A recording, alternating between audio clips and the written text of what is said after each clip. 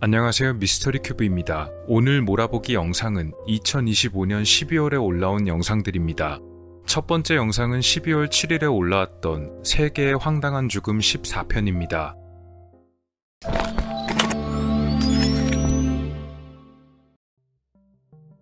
세상에는 다양한 사람들이 살아갑니다. 그리고 그만큼 다양한 종류의 사연들도 많은데요. 이런 사연들 중에는 여러 인물들이 겪은 죽음에 대한 이야기들 역시 빼놓을 수가 없겠습니다. 오늘 소개할 이야기는 역사 속 여러 사람들이 맞이한 세계의 황당한 죽음 14번째 이야기입니다.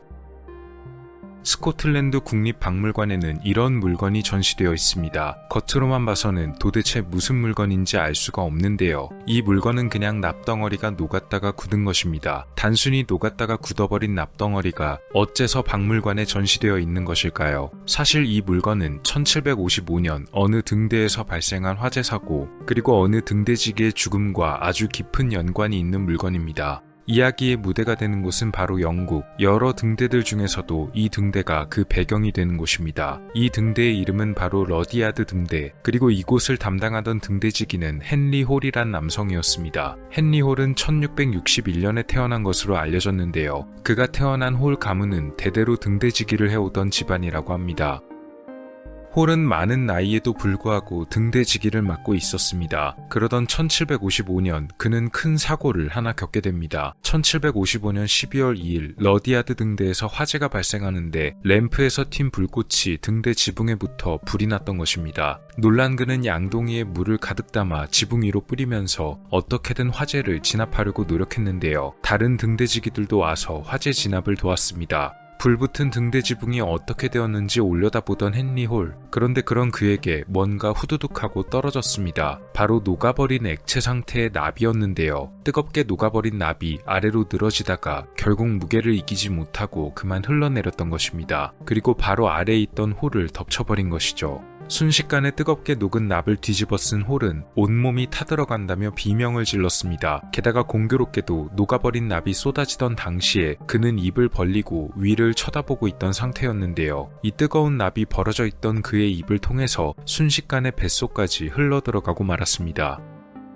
등대 화재는 5일 동안이나 계속되었는데요. 홀과 다른 등대지기는 화재를 피해 바다에 뛰어들었다가 지나가던 선원들에 의해서 무사히 구조되었습니다. 이들은 당시 외과 의사 헨리 스프라이 박사에게 치료받았는데요. 납으로 인해 화상을 입은 홀의 상태가 특히 좋지 않았다고 합니다. 이때 홀은 스프라이 박사에게 자기가 납을 삼켰다며 녹은 납이 몸 안으로 흘러들어갔다고 말했습니다. 하지만 스프라이 박사는 그 말을 쉽게 믿기가 어려웠는데요. 그도 그럴 것이 녹은 납을 그렇게 삼키고도 아직까지 살아있다는 점을 믿을 수 없기 때문이었습니다. 게다가 당시 헨리 홀은 90대의 고령이었기 때문에 더욱 그 말을 믿기가 어려웠을 것이 분명합니다. 그래서 당시 뜨거운 납을 뒤집어 썼던 그가 화상으로 인해 뭔가를 착각하고 있다고 여겼던 모양입니다. 1755년 12월 8일 홀은 94세의 나이로 숨을 거뒀습니다. 스프라이 박사는 홀의 시신을 부검했는데요. 놀랍게도 정말 그의 위장 안에서 굳은 납덩어리가 나왔습니다. 무게는 약 200g이 살짝 넘어가는 정도였다고 합니다. 스프라이 박사도 이런 경우는 처음이었기 때문에 당시 그의 몸 안에서 발견된 납덩어리를 그림으로 남겨놨습니다. 지금 보시는 이 사진이 바로 당시 기록된 납덩어리의 스케치입니다.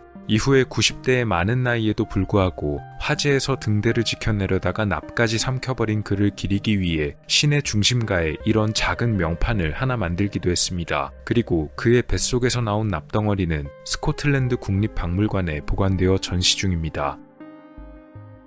사무엘 워델은 뉴욕시에 살고 있던 남자였습니다. 그의 직업은 램프라이터였는데요. 당시 길거리에 설치된 가로등 중에는 전기가 아닌 가스를 점화시키는 방식으로 작동되는 것들이 많았습니다. 그래서 거리를 돌아다니며 이런 가로등에 불을 켜거나 끄면서 관리하는 사람들이 필요했는데 이런 사람들을 램프라이터라고 불렀습니다. 쉽게 말하면 가로등 관리인이라고 보시면 되겠습니다. 그러니 이런 램프라이터들은 남들보다 일찍 일어나고 때로는 남들보다 더 늦게 잠드는 경우가 많았습니다. 사무엘 역시 그런 수면 패턴을 유지해야 했는데 문제는 그가 잠이 너무 많았던 것입니다. 그래서 아주 시끄러운 알람 시계를 구매하기도 했지만 다른 사람들이 깰 정도로 시끄러운 소리에도 불구하고 오히려 사무엘 본인은 일어나질 않아서 고민이었다고 합니다. 그래서 그는 또 다른 방법을 하나 고안해냈습니다. 알람 시계보다 더 강력한 수단을 사용하기로 했던 것인데요. 그는 어디에서 구해왔는지 알 수 없지만 꽤 무게가 나가는 무게추를 하나 구해왔습니다. 그리고 그 무게추에 끈을 연결한 다음 이걸 알람 시계와 다시 연결해 기묘한 장치를 하나 만들었습니다. 이 장치가 어떤 모습이었는지는 알려지지 않았습니다. 사무엘은 이렇게 만든 장치를 침대 위에다 고정시켰는데요. 침대의 넓은 나무판 위쪽으로 설치되었습니다. 그가 만들었던 장치의 원리는 이렇습니다. 알람 시계가 시간에 맞춰서 알람이 울리면 시계와 연결된 끈이 느슨해지면서 무게추가 아래로 떨어지고 침대의 나무판에 부딪히면서 큰 소리와 진동이 나게 되니까 아무리 둔한 사람이어도 눈을 뜰 수밖에 없게 만드는 장치였습니다. 그는 이 장치로 꽤 효과를 많이 본 모양이었습니다. 비록 장치가 좀 위험한 모습이기도 하고 소리도 커서 다른 사람들에게도 불편함을 줬을지도 모르겠지만 어쨌든 사무엘 본인은 이 장치로 효과를 봤으니까 번거로워도 크게 불만은 없었는지도 모르겠습니다. 그러나 황당한 사고가 얼마 후에 벌어집니다. 비극이 벌어진 것은 1885년 크리스마스 이브였습니다. 사무엘은 여러 지인과 손님을 집에 초대해서 크리스마스 이브 파티를 즐겼다고 하는데요. 애석하게도 사무엘의 집은 그다지 넓은 편이 아니어서 거실만이 아닌 그의 침실까지도 사용해야만 했다고 합니다. 이 과정에서 공간을 확보하기 위해 손님들은 사무엘의 침대를 다른 위치로 옮겨야만 했습니다. 손님들이 모두 돌아가고 난 뒤 사무엘은 잠에 들었습니다. 문제는 그날 손님들이 자기 침대를 옮겼다는 사실을 사무엘 본인이 너무 피곤해서 인지하지 못했던 것이었습니다. 공교롭게도 그가 머리를 두고 자는 부분이 시계와 연결된 무게추 바로 아래쪽으로 바뀌었던 것입니다. 다음날 알람이 울림과 동시에 끔찍한 사고가 벌어졌는데요. 사무엘은 머리에 큰 부상을 입은 뒤 며칠 후에 숨졌다고 합니다. 방식은 기발했지만 작동 구조 자체가 위험한 장치였다 보니 어쩌면 설치할 때부터 이미 예견된 일이었는지도 모르겠습니다. 그의 이런 황당한 죽음은 당시에도 꽤 이슈가 되었던 모양입니다. 그래서 이렇게 신문 기사로 작성되기도 했다네요. 크리스마스에 벌어진 비극적인 사고였습니다.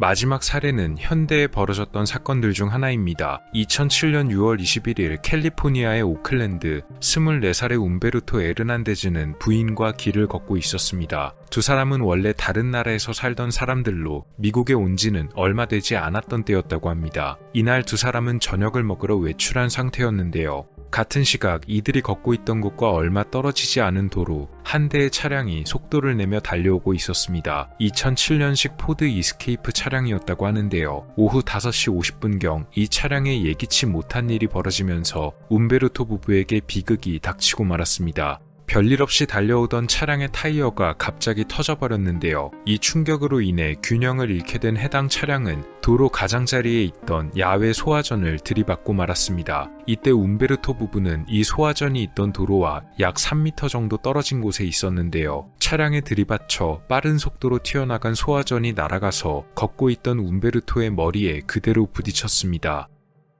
무게가 상당히 많이 나가는 소화전 뭉치였던 데다가 차량에 들이받친 충격과 더불어 높은 수압 때문에 사고 당시에는 빠른 속도로 움베르토를 덮쳤다고 합니다. 심지어 움베르토에게 부딪히고 나서도 속도를 잃지 않고 그대로 도로의 울타리를 뚫고 나갈 정도였다네요. 사고 이후 그는 병원에 이송되었지만 끝내 숨지고 말았습니다. 당시 움베르토는 아내보다 조금 앞서 걷고 있었는데 경찰 조사에 따르면 움베르토가 사고가 벌어진 위치에서 정말 딱 한 발자국만 그보다 앞에 있거나 뒤에 있었다면 만약 소화전이 그에게 부딪혔다고 하더라도 머리 쪽에 부딪히는 치명상은 피할 수도 있었을 거라고 합니다. 경찰들도 이런 식의 사고는 처음 봤다고 하는데요. 사고를 일으킨 운전자를 이후에 조사했지만 한눈을 팔았다거나 졸음운전을 한 것은 아니었고 정말 그 순간에 우연히 타이어가 터지는 바람에 차가 균형을 잃어 제어가 어려웠던 것으로 결론이 났습니다. 젊은 나이에 황당한 사고로 인해 목숨을 잃게 된 움베르토, 특히 그의 아내 역시도 미국에 아는 사람은 한 명도 없고 부부가 서로만을 의지하며 살아왔기에 더욱 안타까운 사고였습니다.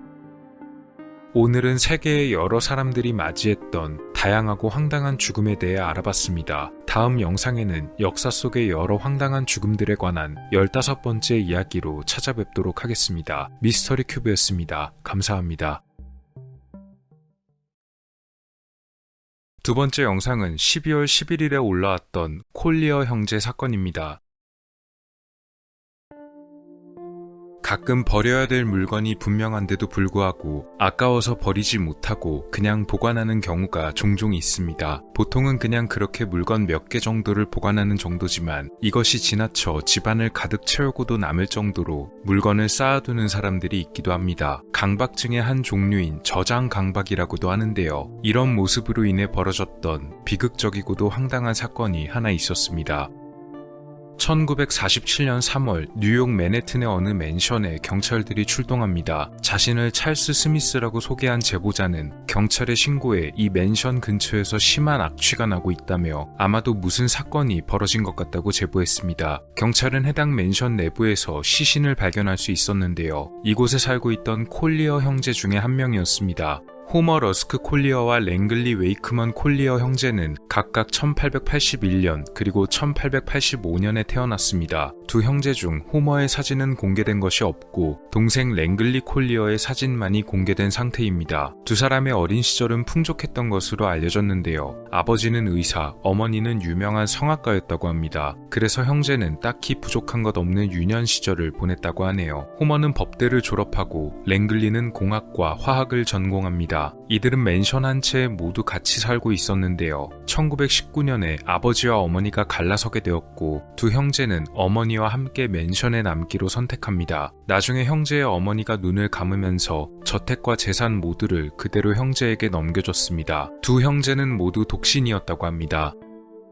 이때까지만 해도 이들이 살던 집은 꽤 평범했다고 합니다. 다만 나중에 형제의 아버지가 숨지기 전에 유산으로 자기가 사용하던 소지품과 의료기구를 전부 물려줬는데 이 유산으로 받은 물건들의 양이 상당해서 그때를 기점으로 맨션에 꽤 많은 물건이 쌓이게 된 듯합니다. 부모님이 돌아가신 후에도 형제는 평범하게 살아갔습니다. 당시 호머는 변호사로 활동하고 있었으며 랭글리는 악기 관련 사업을 유지하고 있었습니다. 그러던 형제의 삶이 변하게 된 계기가 있었는데 그것은 바로 호머가 겪은 어떤 사고 때문이었습니다. 어느 날 호머는 갑자기 앞이 안 보이는 것을 알게 되는데 눈 뒤쪽에 생긴 출혈로 인해 시력을 점점 잃게 된 것이었습니다. 두 형제는 결혼하지 않고 독신으로 살고 있었기 때문에 형인 호머의 간병을 랭글리가 도맡아서 하게 되었습니다.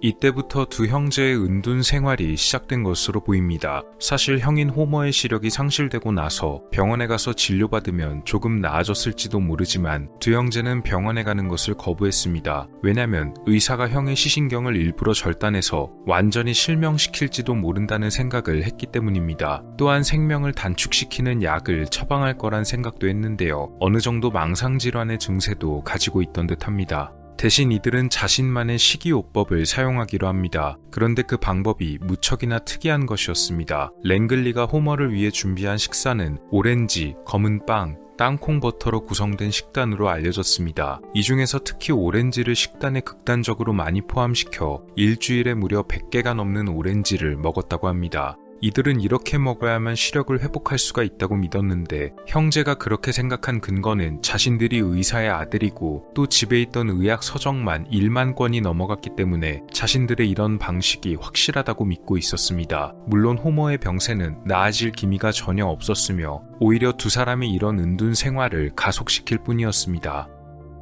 사실 두 형제가 바깥 생활을 더 깊이 했던 이유는 또 있었습니다. 그것은 이들이 살던 지역과도 관련이 있었는데요. 우리가 이른바 할렘으로 흔히 알고 있는 곳이었기 때문입니다. 원래 이들이 좀 더 어리고 젊을 때만 하더라도 주로 상류층이나 중산층이 살던 지역이었지만 시간이 흐르며 거주민들의 성향이 점점 변하면서 나중에는 범죄율도 높은 우범 지역이 되었기 때문에 두 형제는 극도로 외출을 꺼리게 되었다고 하네요. 그나마도 랭글리가 먹을 것을 구하기 위해서 가끔 외출을 하는 것이 전부였다고 합니다. 그마저도 사람을 피하기 위해 자정에만 외출했으며 빵 하나를 구하기 위해 몇십 킬로미터가 떨어진 곳에 갔습니다. 굳이 빵 하나 때문에 그 멀리 떨어진 곳까지 갔던 이유는 그곳에서 파는 빵을 사야만 한다는 강박증 때문이었는데 이 강박증은 더욱 심해져 저장 강박으로 발전되고 결국 집안에 물건이 계속해서 쌓이는 현상이 발생합니다.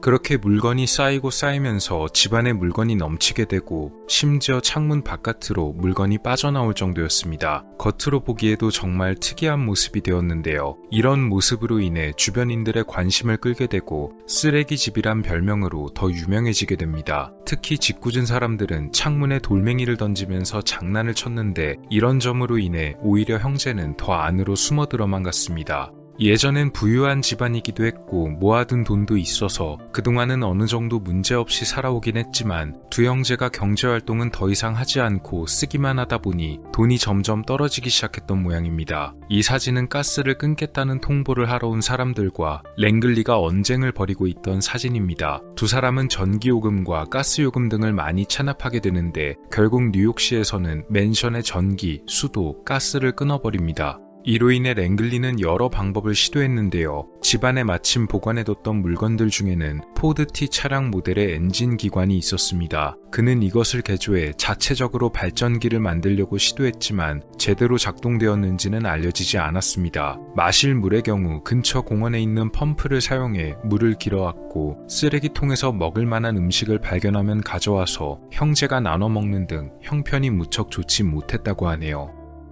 형제가 이렇게 불우한 환경 안에서 살아가는 동안 밖에서는 반대로 이상한 소문이 퍼지기 시작합니다. 그것은 바로 형제가 집안에 현금을 쌓아두고서 일부러 돈이 없는 척 거지 행세를 하고 있다는 것, 그리고 이들이 잡동사니를 집에 대량 보관하는 것 역시도 미친 척을 해서 사람들의 관심을 끊으려 한다는 것, 그래서 자기들의 엄청난 재산을 지키려고 한다는 것이었습니다. 실체가 없는 소문이었지만 소문은 발빠르게 퍼져나갔고 결국 형제의 집에 들어오려는 침입자들이 생겨납니다. 랭글리가 침입자를 필사적으로 막아내기도 했고 또 집안에 워낙 물건들이 많이 쌓여 있다 보니까 쉽게 내부로 들어오지는 못했지만 불안 증세가 있던 형제를 더 괴롭게 만들었습니다. 그래서 랭글리는 한 가지 해결책을 고안했습니다. 그는 집안에 쌓여있던 물건들을 다시 재배치해서 집 내부에 마치 터널과도 같은 복잡하고 좁은 통로를 만들었습니다. 그리고 이 통로를 제외한 나머지 부분은 다른 물건들을 쌓아 완전히 막아버렸는데요. 랭글리가 만든 미로 같은 통로를 이용하지 않으면 집 내부로 들어오는 것이 완전히 불가능했습니다.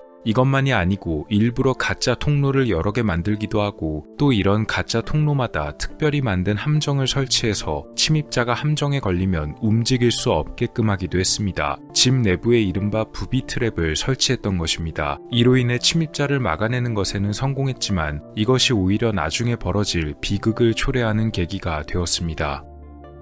이들 형제는 해당 지역에서도 꽤 골칫거리로 여겨졌다고 합니다. 딱히 문제를 일으키거나 하지는 않았지만 집에 온갖 물건을 넘치듯이 보관해두는 점과 더불어서 지역 주민들 사이에서 떠돌던 여러 소문들로 인해 구경꾼들이 몰려와 저택 근처를 밤늦게까지 방문하기도 하니 다른 이웃들이 불편함을 많이 호소했다고 합니다. 경찰에서도 이들 형제를 요주의 인물로 생각했다고 하는데요. 그러던 1947년 3월에 신고가 접수되었던 것입니다. 앞서 말씀드린 대로 자신을 찰스 스미스라고 밝힌 인물이 콜리어 형제의 집안에서 엄청난 악취가 나오고 있으며 이런 악취는 정말로 처음 맡아보는 것, 아마도 사람의 시신이 부패하는 냄새가 아닌가 하는 제보를 해왔습니다. 신고자가 정말 집의 내부에 들어갔다 왔는지도 알 수 없고 형제의 집 자체가 하도 신고가 잦았던 곳이다 보니 신고 내용의 진위 여부 자체도 분명하지가 않았지만 경찰은 어쨌든 신고대로 직접 방문해보는 수밖에 없었습니다.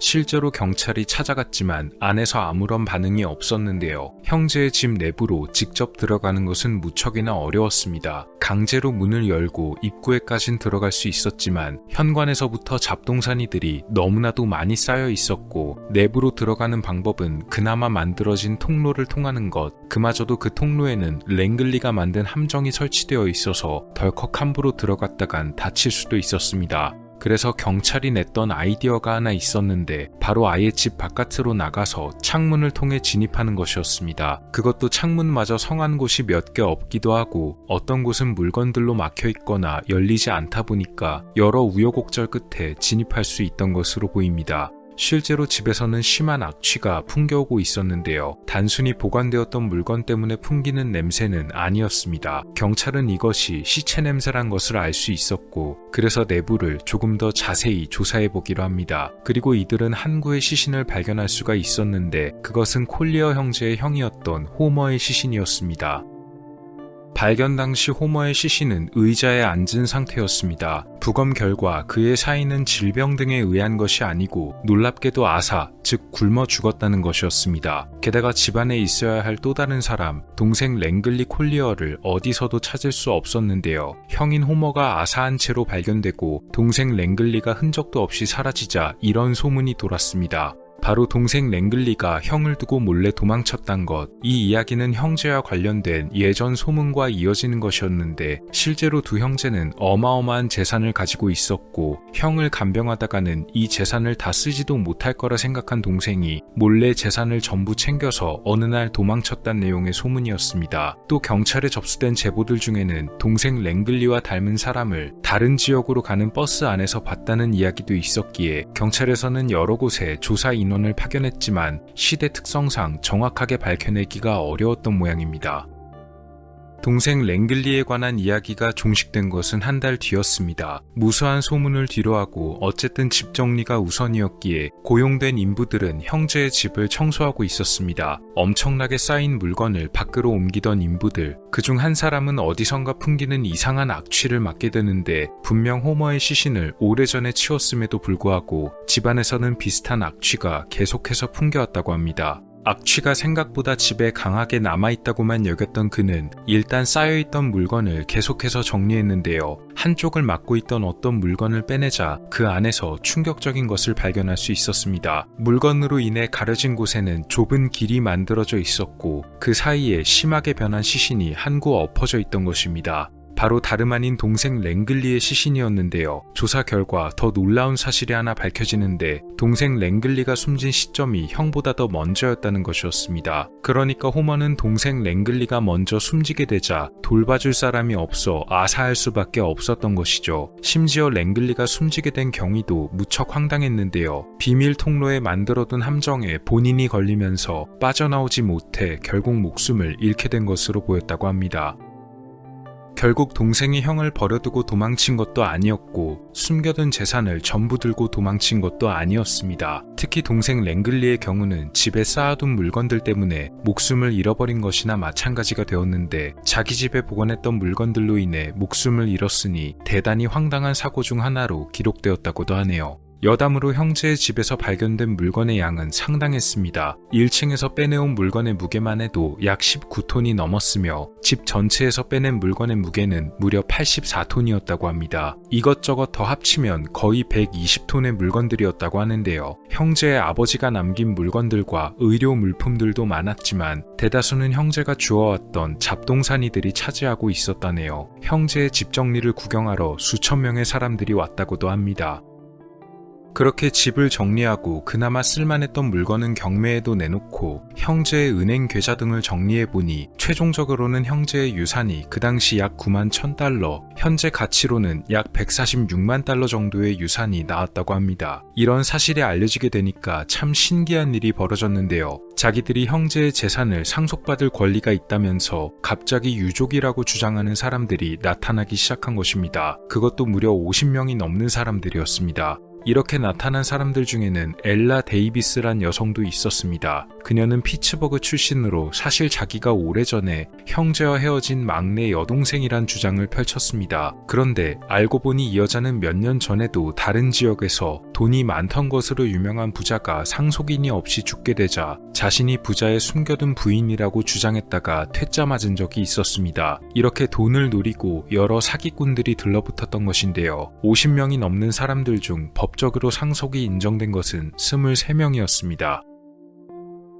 콜리어 형제의 이런 사건으로 인해서 나중에는 콜리어 맨션 혹은 콜리어 현상이란 단어도 생겼는데요. 형제의 집처럼 쓰레기와 잔해로 가득한 집을 뜻한다고 합니다. 이렇게 내부에 이런 물건이 점점 쌓이게 되면 위생적으로도 문제지만 위급한 일이 생기게 되었을 때 구조대가 출동하기도 어렵다는 점이 문제가 된다고 하네요. 이 사건의 결말을 보면서 한 가지 안타까운 점이 있었는데 형제의 유산을 상속받을 자격이 있던 사람들이 결과적으로는 20명이 넘어갔음에도 불구하고 생전 형제에게 도움을 주려 했던 사람은 단 한 명도 없었고 그마저도 형제가 사후에 남긴 재산이 많다는 것이 알려지니까 그제서야 자신들이 가족관계에 있다며 권리를 주장했던 것입니다. 물론 법적으로는 판결이 났으니 법적인 문제는 없기도 하고 또 생전에 형제들이 은둔 생활을 유지해 왔으니까 이들이 얼마나 어렵게 살았는지 몰랐을 수도 있겠지만 한편으로는 꽤 씁쓸한 단편을 보는 것만 같은 느낌이 드네요. 황당하면서도 또 비극적이었던 콜리어 형제 사건이었습니다. 세 번째 영상은 12월 18일에 올라왔던 단편 리뷰 검은 고양이입니다. 환상적이면서도 기묘한 분위기의 이야기들, 그리고 그러면서도 재미를 잃지 않는 작품을 발표한 작가, 미국의 소설가인 에드거 앨런 포에 관한 평가들입니다. 저 역시도 대단히 좋아하는 작가 중 한 명인데요. 짧은 생애에도 불구하고 여러 대표작을 남겼습니다. 오늘은 제가 그의 작품들 중에서도 가장 좋아하는 단편, 검은 고양이에 관해 리뷰를 해보려 합니다. 내용 특성상 일부 묘사는 민감한 표현이 있는 만큼 이 점에 관해선 양해를 부탁드립니다. 단편은 주인공의 독백으로부터 시작됩니다. 특이하게도 이 주인공은 죄수의 신분이고 바로 내일 처형 집행이 이뤄질 예정입니다. 그는 자신이 다음날 형장의 이슬로 사라지기 전에 어쩌다가 자신이 이렇게 되었는지에 관해 말해줍니다. 바로 자신을 멸망의 길로 이끈 어떤 고양이에 관한 이야기입니다. 이야기 시작 전에 주인공은 간단하게 자신에 관해 설명합니다. 그가 어렸을 때부터 인정이 많고 온순한 사람이었다는 것, 그로 인해 사람들에게 곧잘 놀림을 받기도 했다는 것, 또 주인공이 동물들에게 가진 특별한 애정에 관한 것들입니다. 주인공이 동물에게 애정을 가지는 이유는 동물들이 사람에게 보여주는 이기심이 없는 모습 때문입니다. 그런 주인공도 나중에는 결혼해서 가정을 꾸립니다. 다행스럽게 아내 역시도 주인공과 성향이 비슷해서 동물에 대한 애정을 아낌없이 베푸는 스타일이었습니다. 그래서 두 사람은 여러 마리의 동물을 기르는데요. 그 중에서 주인공이 특별하게 좋아하는 동물이 하나 있었습니다. 그것은 바로 한 마리의 검은 고양이였습니다.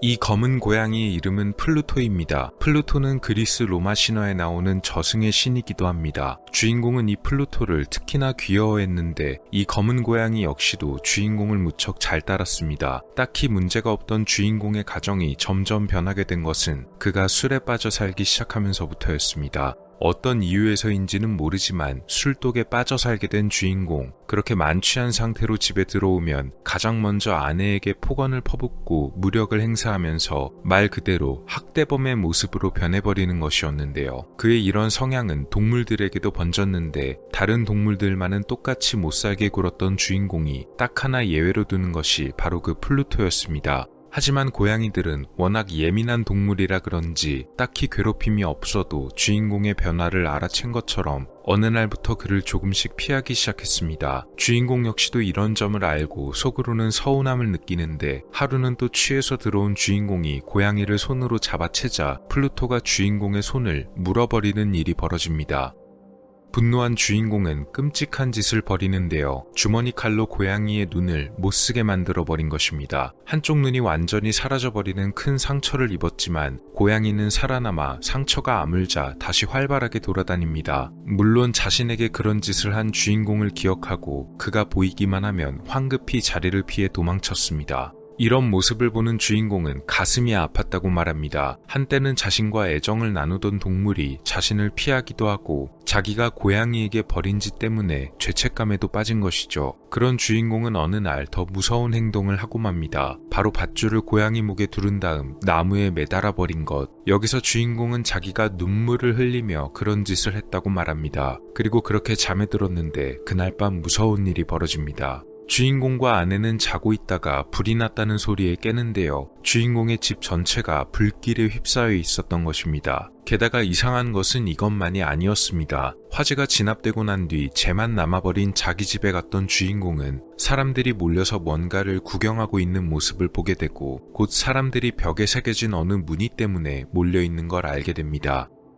그건 바로 벽에 마치 누가 새긴 것처럼 남아있는 고양이의 모습, 목에 올가미가 묶인 고양이의 모습이 벽에 박혀있던 것입니다. 주인공은 이걸 보고 대단히 크게 혼란에 빠지는데요. 이내 그는 누가 자고 있던 아내와 자신을 깨우기 위해 정원 나무에 매달려 있던 고양이를 방 안으로 집어 던졌고, 그래서 이런 모양이 벽에 남았을 것이라고 자신을 위로합니다. 그 후에 주인공은 또다시 술독에 빠져서 지냅니다. 그러다 문득 다시 고양이가 필요하다는 감정이 들게 되고, 하필이면 자기가 해친 플루토와 똑같은 고양이 혹은 그와 비슷한 고양이가 없는지 찾아보게 됩니다. 그러던 어느 날 주인공은 평소에 자기가 가던 술집에서 우연히 검은색 고양이 한 마리를 보게 됩니다. 마치 죽은 플루토가 다시 살아 돌아온 듯 똑같은 고양이. 주인공은 이 고양이를 자기 집으로 데려오는데 다행히 아내도 이 고양이를 아주 마음에 들어합니다. 그런데 주인공은 나중에 뭔가 잘못되었다는 것을 느꼈는데요. 왜냐면 새로 데려온 이 검은 고양이가 지나치게 플루토와 많이 닮아 있었기 때문입니다.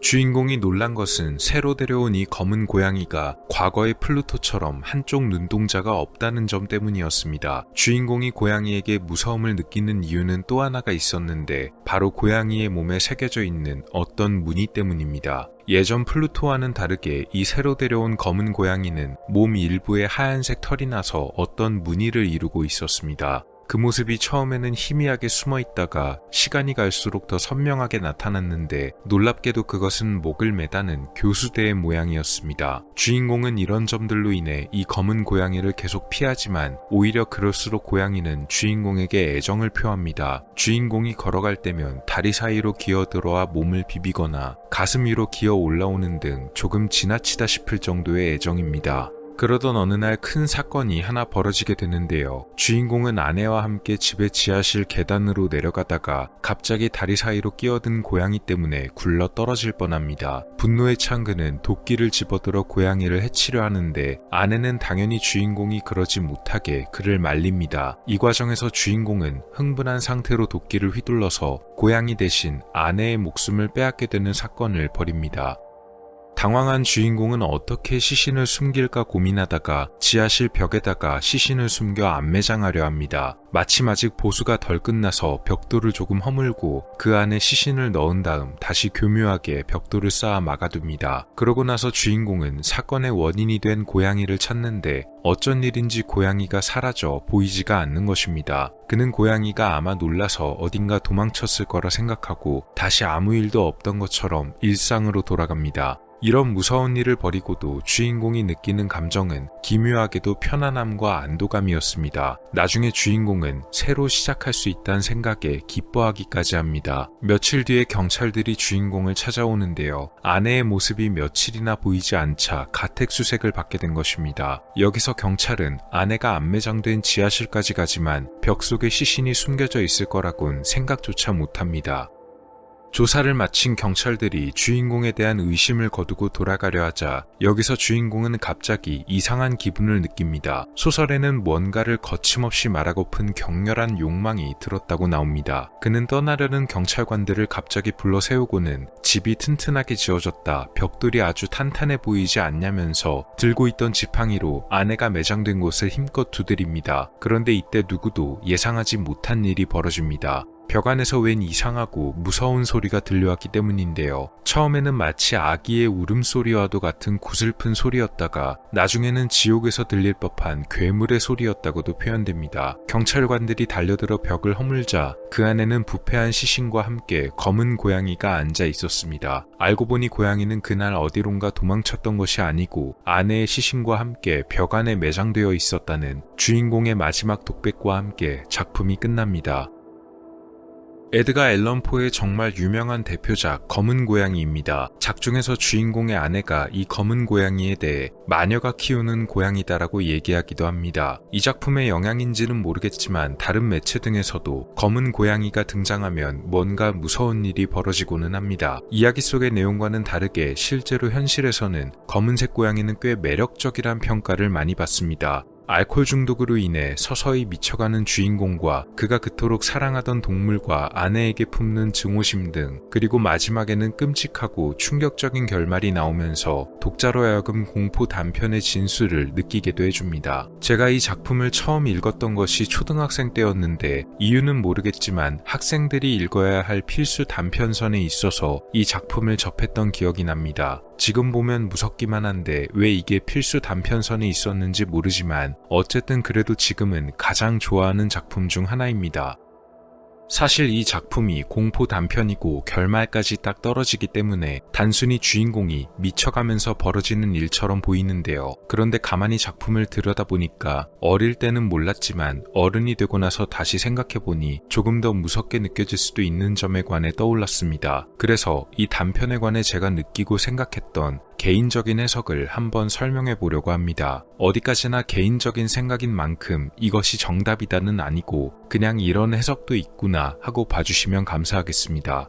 작중의 주인공은 자기가 온순하고 인정 많은 성격이며 사람보다는 동물을 더 사랑한다고 소개합니다. 그런데 초반에 자신을 소개하는 인사말이라고 보기엔 자기가 동물을 사랑하는 것에 관해 지나치게 자세하게 말합니다. 마치 자기가 인간에겐 관심이 없다는 듯이 말하는데 이것은 언뜻 보기엔 정말 인간에게 관심이 없는 것처럼 보이지만 실제로는 그가 오히려 인간의 사랑을 더 갈구한다는 것처럼 들립니다. 주인공은 자기 이런 온순한 성격 때문에 다른 사람들에게 종종 놀림거리가 됐다고도 하는데 이를 미뤄봤을 때 그는 다른 사람들과 친해지려 했지만 자기가 말하는 그 온순한 성격으로 인해서 사람들 사이에서 유화되기가 어려웠던 모양입니다. 그가 동물을 사랑하기로 했던 것은 인간과 친해질 수 없으니 차라리 동물을 선택한 차선책이었던 것처럼 보이기도 합니다. 그가 나중에 동물을 학대하기까지 하는 모습을 보면 아마 주인공의 그런 성향이 거의 확실할 것만 같습니다.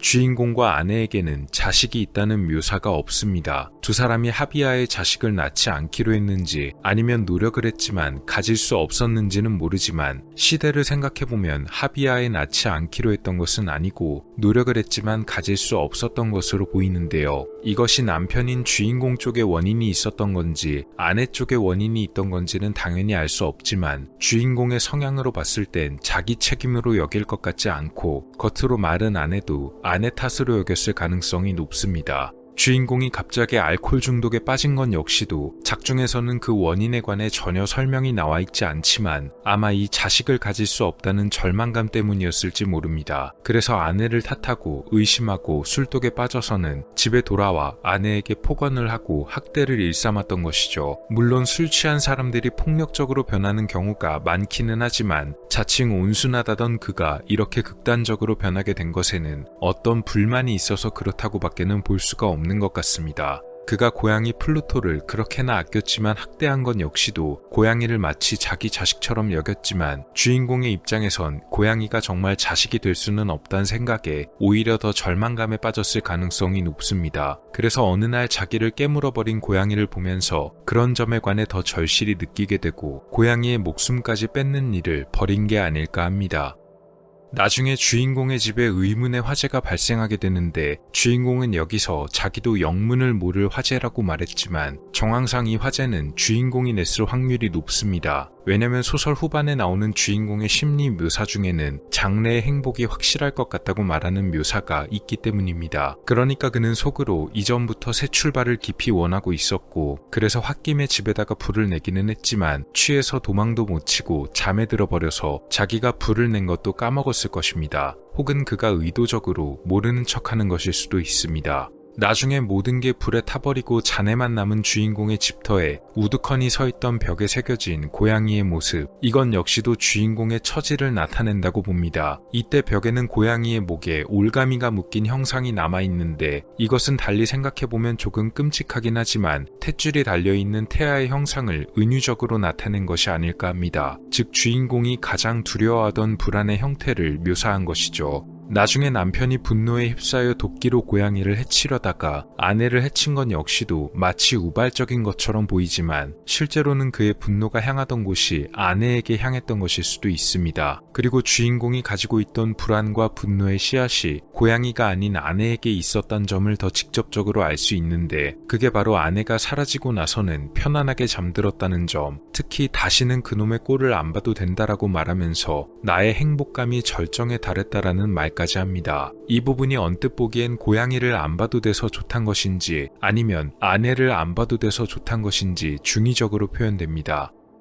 또 경찰들이 찾아와서 지아씨를 조사하게 했지만 어느 것도 찾지 못하자 기쁨에 겨워 마음이 벅차올랐다는 묘사까지 있습니다. 앞서 말한 것처럼 그저 장래의 행복을 확고히 한다면서 새 출발에 관해 고려하는 것을 봤을 땐 주인공이 가지고 있던 분노와 불안의 근원이 고양이가 아닌 그가 계속해서 탓하고 의심하던 아내에게 있었을 것입니다. 이제 아무도 모르게 완전 범죄를 완성했으니까 새로운 사람을 만나 가정을 이루고 그토록 바라던 자식도 낳고 완전히 새로운 인생을 살 생각에 들떠 있었을 것입니다. 그렇기에 그는 뜻모를 기쁨에 휩싸였던 것이죠. 나중에 그가 경찰들 앞에서 왠지 모를 허세를 부리다가 벽 안에 시신이 있단 걸 들킬 때는 작가의 묘사가 더 직접적입니다. 벽 안에서 고양이 소리가 나서 들키게 되는데 이때 가장 첫 묘사가 아기의 울음소리 같았다고 나옵니다. 실제로 고양이들의 울음소리가 아기 울음소리처럼 들리기도 하는데 작품 안에서는 주인공이 그토록 원했지만 가질 수 없던 것이 아기란 것을 마치 고양이가 다 이미 알고서 마지막 순간에 주인공을 조롱하듯이 낸 것처럼도 보입니다. 여기까지가 제가 개인적으로 생각해본 해석입니다. 전체적으로 사람 관계에 서투른 주인공이 가정을 이뤘지만 자식을 갖지 못하자 부인을 원망하고 의심하다가 결국에는 속으로 분노를 삭히다가 술독에 빠져 미쳐버리고 아내를 없앤 뒤 새 출발을 하려 했으나 자식처럼 여기던 고양이에게 끝내 기묘한 복수를 당했다는 것, 혹시 이런 내용을 담고 있진 않았을까 생각을 해봤습니다. 물론 개인적인 해석인 만큼 정답까지는 아니겠지만 이렇게 생각하니까 또 다른 의미로 좀 무섭다는 생각도 드네요. 미스터리 단편 리뷰 에드가 앨런 포의 검은 고양이였습니다. 네 번째 영상은 12월 21일에 올라왔던 실제로 벌어진 책 속의 사건들입니다. 사람들은 모두 미래를 알고 싶어 합니다. 그래서 예언이라는 것에 다들 관심이 많은데요. 우연의 일치겠지만 정말 가끔은 실제 벌어진 사건을 마치 예언이라도 한 것처럼 아주 흡사하게 적어낸 책들이 있기도 했습니다. 오늘 영상은 그런 책들에 관한 이야기입니다. 1912년 4월 14일 저녁에 벌어진 어느 사고는 역사적인 사고 중의 하나로 기록됩니다. 바로 타이타닉호의 침몰 사고입니다. 아마 여러 의미로 세계에서 가장 유명한 여객선일 것입니다. 원래는 며칠 뒤에 목적지에 도착할 예정이었지만 이날 벌어졌던 이 사고로 인해서 타이타닉호는 영원히 목적지에 도착할 수 없게 되었습니다. 건조될 당시에는 세계 최대의 여객선이었는데요. 또한 최고의 기술 등이 집약된 배였다고 합니다. 탑승객들 중에는 당대 유명한 부호들을 비롯한 사람들이 있어서 그것만으로도 매우 크게 이슈가 되었던 배였습니다. 그러다 보니 이 타이타닉호의 침몰 자체가 많은 사람들에게 충격으로 다가올 수밖에 없었다고 합니다.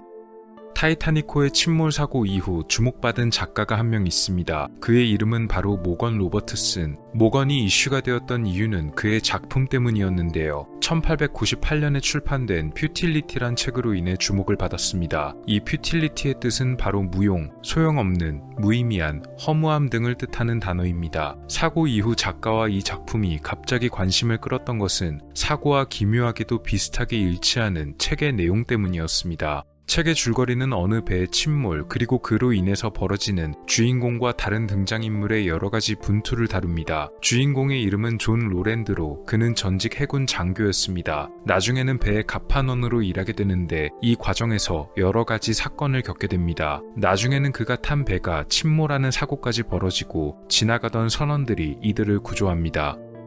그리고 실제 타이타닉호의 침몰 사고 이후에 이 책과 사고의 유사성이 여러 가지로 제기된 것입니다. 첫 번째로 제기된 유사성은 배의 이름들이었는데요. 공교롭게도 소설 속에서 주인공이 탔던 배의 이름은 다름 아닌 타이타노였습니다. 실제 사고가 벌어졌던 타이타닉호의 이름과도 거의 차이가 없는 너무나 흡사한 이름이었던 것이죠. 게다가 이 소설 속 타이타노가 침몰하는 결정적인 이유도 배가 빙산에 부딪혀서 난파가 된다는 전개입니다. 실제 타이타니코 역시도 빙산에 부딪혀 침몰했는데 이것까지도 소설 속 내용과 일치했던 것입니다. 침몰 후에 벌어진 이야기도 둘 모두 흡사했는데요. 소설 속 타이타노의 사고 이후 승객과 선원들은 대피를 시도했지만 구명보트가 너무 부족해서 소수의 인원만이 살아남게 된다는 내용이 나옵니다. 실제 타이타닉 사고 역시도 배의 구명정이 충분치 않아서 모든 승객을 대피시키는 것이 불가능했고 그로 인해 많은 피해자가 나왔던 것이 동일했습니다. 이런 점들로 인해 사람들은 작가 모건 로버트슨이 혹시 예지 능력이 있는 예언자가 아닌가 하고 생각했지만 당연히 모건 본인은 이런 소문을 부정했습니다. 다만 이런 여러가지 공통점들로 인해 화제가 되자 출판사에서는 나중에 이 소설책의 제목을 원래 제목인 무용에서 타이타노의 침몰로 바꿨습니다. 제목이 조금 노골적이지 않은가 하는 생각도 들지만 워낙 실제 사고와 유사하니까 그렇게 했나 보다 싶네요. 타임머신, 투명인간, 우주전쟁, 모로 박사의 섬, 이름만 들어도 다 익숙한 작품들일 것입니다. 영화나 드라마 등으로 많이 만들어졌기 때문인데요. 이 작품들은 모두 한 명의 작가에 의해서 집필되었습니다. 그는 바로 허버트 조지 웰스입니다. SF 문학에서 정말 빼놓고 말할 수가 없는 인물입니다.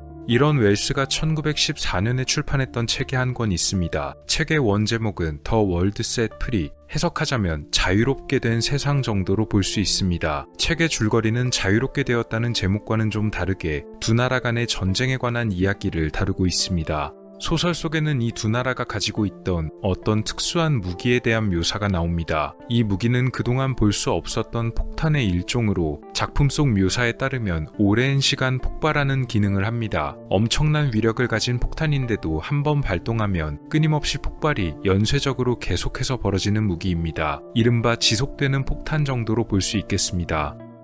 이 폭탄은 그야말로 엄청난 에너지를 가지고 있으며 그 에너지를 방출시키면서 폭발을 일으키는데 말씀드린 대로 에너지가 엄청나게 많다 보니까 멈추지 않고 계속해서 폭발이 일어난다는 원리입니다. 에너지, 방출, 그리고 폭발, 이 세 가지를 조합하면 우리가 잘 아는 한 가지 무서운 무기가 생각나는데요. 바로 원자폭탄, 즉 핵무기를 떠올릴 수가 있습니다. 문제는 이 책이 발표된 시기가 1914년이라는 것입니다. 당연히 핵무기의 개발이 본격적으로 시작되기도 전이었는데요. 이런 무기에 대한 상상이 가능했던 이유는 작가 웰스 본인이 이런 쪽에 관심이 꽤 많았기 때문이었다고 합니다. 그는 어니스트 러더퍼드, 프레더릭 소디 같은 학자들의 연구를 통해 이러한 무기가 가능할 수도 있지 않을까 상상했고 자기의 상상을 그대로 작품에 옮겨냈던 것입니다. 그러던 1932년 웰스의 이 작품을 읽은 학자가 한 명 있었습니다. 헝가리 출신의 저명한 물리학자 레오 실라드였습니다. 그는 이 책에서 한 가지 큰 영감을 얻을 수 있었다고 하는데요. 책에 나온 폭탄의 작동 원리 중 하나인 연쇄 반응을 통해 중요한 아이디어를 구상할 수가 있었던 것입니다. 몇 년 후에 그는 핵 연쇄 반응에 관한 생각을 구체화시켰고 중성자 핵 연쇄 반응에 관한 특허를 신청해서 1936년 3월에 특허를 승인받는 것에 성공했습니다.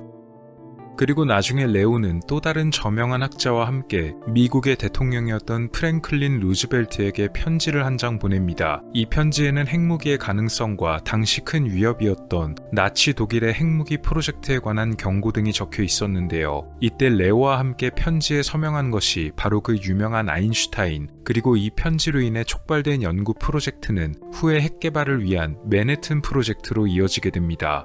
그 뒤의 이야기는 역사가 잘 아는 대로 흘러갔습니다. 인류는 핵폭탄을 개발하는 것에 성공했고 그 무기의 위력은 지금껏 봐온 어느 것보다도 대단하고 또 흉악한 모습을 보여줬습니다. 레오 실라드는 나중에 웰스의 작품을 언급하며 그 책이 내게 매우 큰 인상을 남겨줬다고 말하기도 했습니다. 사실상 책에 적힌 상상의 무기가 그대로 현실화된 것입니다. 물론 이 작품 말고도 상상을 초월하는 무기나 그에 버금가는 폭탄 등에 관한 이야기는 종종 있었겠지만 핵무기 개발에 참여했던 학자가 직접 책 언급을 할 정도면 특별히 웰스의 작품이 지대한 영감을 끼쳤던 것은 확실해 보입니다. 당연히 작가 웰스 역시도 살아생전 핵무기의 사용을 목도했는데요. 비록 자기가 직접 상상하고 작품 속에 그려냈던 것이긴 하지만 실제로 현실에선 상상보다도 훨씬 더 무서운 무기였던 것을 보고 굉장히 충격을 많이 받았다고도 합니다. 이 케이스는 책이 미래를 예언했다기보다 오히려 마치 책 때문에 미래가 생겨버린 듯한 모습이네요.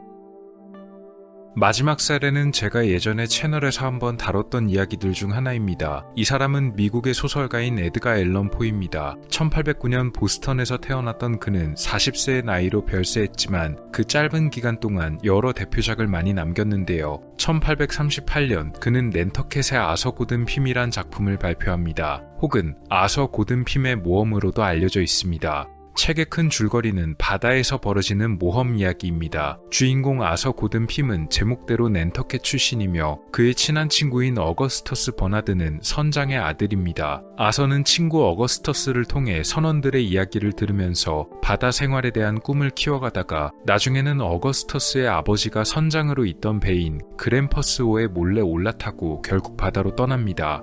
배에서 뜻하지 않게 선상 반란이 터지면서 어거스터스와 아서는 여러가지 고난을 겪게 됩니다. 이런저런 일을 통해 반란 세력으로부터 배를 되찾는 것에 성공하지만 곧 폭풍을 만나 또 한 번 고통을 겪게 되고 나중에는 식량까지 떨어지게 되면서 등장인물 여럿이 굶어 죽을 위기에 처하게 됩니다.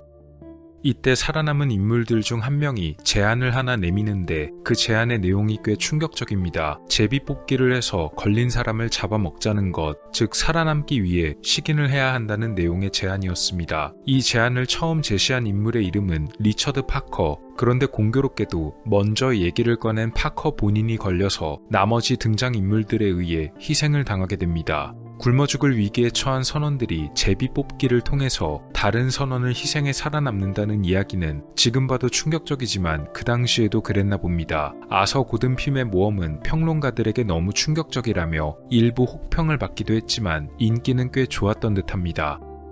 1884년 9월 영국 코널주에서는 재판이 하나 열렸습니다. 이날 재판에 피고인으로 출석한 것은 3명의 남자. 이 3사람은 모두 어느 배의 선원이었습니다. 3남자는 바다 위에서 구조된 사람들이었는데요. 이들이 법정에 서게 된 이유는 난파된 이후 3사람에 의해 벌어진 어떤 사건 때문이었습니다. 3남자가 타고 있던 배의 이름은 미누네트호. 미누네트호는 1884년 5월에 출항했는데요. 배는 그렇게 크지 않아 선원은 4명뿐이었습니다. 순항하던 미누네트호는 7월 5일 위기를 맞이합니다. 폭풍을 만나 배가 난파해버린 것이죠. 이들은 작은 구명보트에 몸을 맡기게 됩니다. 이 당시 선원들이 가지고 내릴 수 있던 비상식량은 겨우 순무통조림 2개뿐이었다고 하는데요. 처음엔 순무통조림 1개로 이틀을 버텼고 그 다음 날에는 지나가던 거북이를 건져 올려서 남은 통조림 1개와 같이 일주일 정도를 더 버틸 수 있었습니다. 그러나 결국 식량이 떨어지자 이들에게 한계가 옵니다.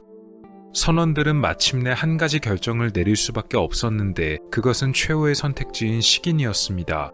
그래선 안 된다는 의견이 있어 논쟁이 벌어졌지만 이들은 끝내 희생시킬 선원 1명을 선택합니다. 그는 가장 어린 선원이었으며 겨우 17살밖에 되지 않았고 갈증 때문에 바닷물을 마셔 의식을 잃어가는 상태였습니다. 가장 어린 그를 희생시켜서 다른 이들은 살아남았습니다.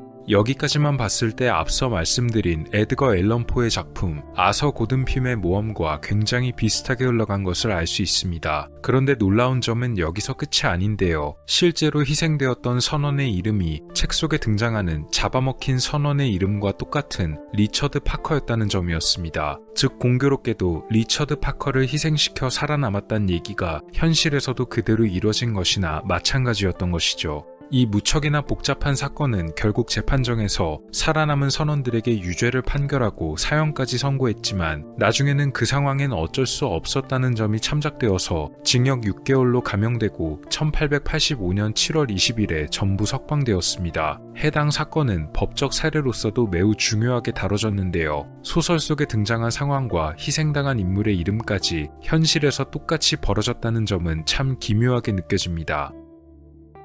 오늘은 책 속의 이야기가 현실에서 그대로 벌어진 듯한 3가지 사례들에 관해 말씀을 드려봤는데요. 저는 개인적으로 2번째 이야기가 인상 깊었습니다. 작가 웰스의 상상력이나 통찰력이 정말 대단하다는 생각이 들었습니다. 여러분은 어떤 사례가 가장 인상 깊으셨나요? 마치 현실을 예언한 듯한 책들에 관한 이야기였습니다. 5번째 영상은 12월 25일에 올라왔던 만화 리뷰 부드러운 비가 내리고입니다.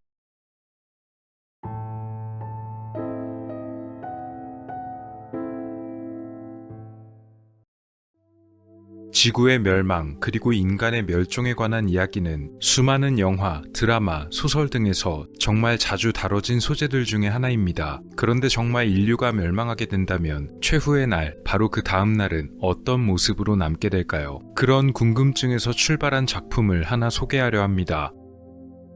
만화는 좁은 파이프를 통해 달걀이 굴러 내려오고 그 달걀이 그대로 프라이가 되는 장면으로 시작됩니다. 식탁에는 이미 5개의 접시가 놓여져 있습니다. 아침 7시를 알리는 종소리가 울려 퍼지고 기묘한 모습의 로봇이 나타나 자신이 로봇임을 소개하며 아침 일과를 시작하기 위해 가족을 깨우려 합니다. 이 작품에 나오는 로봇의 목소리는 다소 기묘하게 들리는데 완전히 인간성이 배제된 기계음 그 자체의 목소리로 친절한 로봇임에도 불구하고 매우 섬뜩하게 느껴집니다.